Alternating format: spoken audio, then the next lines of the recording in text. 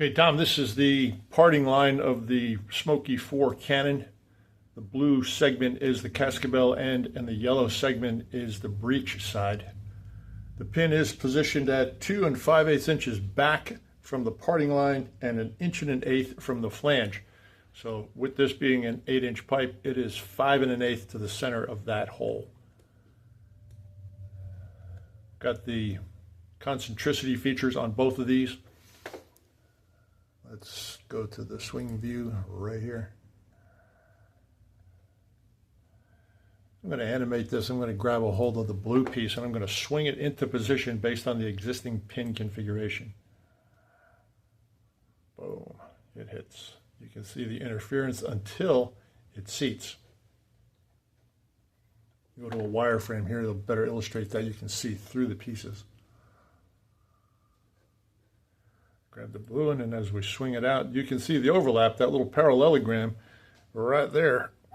That is global interference. That's going to crash. So if they were to swing this thing closed, it would hammer that edge over, and when it came time to seat, it wouldn't seat, or it wouldn't seat all the way.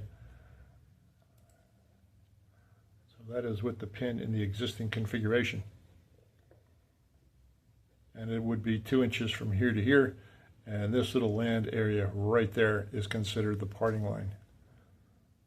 So it will be 2 inches worth of additional meat with the faces of these plates installed, but it will not be an even distribution of the two.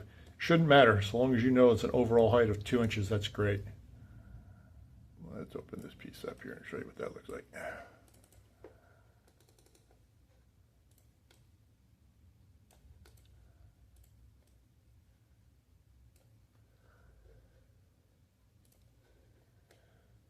This will be the plate that's going on the side of the barrel.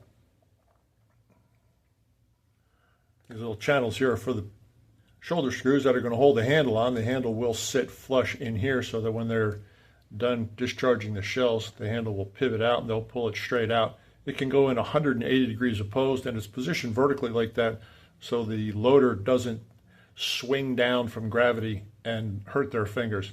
This way it'll only oscillate back and forth, the worst case scenario. Let me move this pin up a little bit, move it closer to the parting line, and re-show you what happens at that motion area that was colliding before. The pin is now 1/8 of an inch behind the parting line, still with the same offset from the OD. I'll go to the swing position. Get rid of all these datums in here and go to a wireframe so you can see what's going on. And you'll see the breech side, or excuse me, the cascabel side, which is this side. Watch the instant moving away in this area right here. It'll instantly try to get away. See how it jumps right out of there? It's on a whole different part of the motion arc at that point. If these faces were flat, it wouldn't matter where that pin was. It shouldn't be a problem. But with this particular feature, as is, it's got to be closer to the parting line in order to be safe. You could get past this interference problem by making these sharper angles, but then this particular land here on both components would get rather thin, and I would think susceptible to being dinged or hit with the cassette as they were loading it, or some other unforeseeable issue.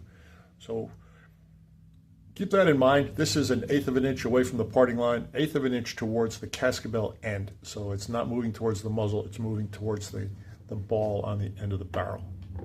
It's 1/8 of an inch back. And it doesn't have to be 1/8, it could be a quarter, it could be flush, it could be whatever. But so long as it's behind that parting line somewhat, we're going to have success with this particular concentric feature on these plates. Okay. Hope that clears things up a little bit. That's what I'm looking at. Thanks for watching.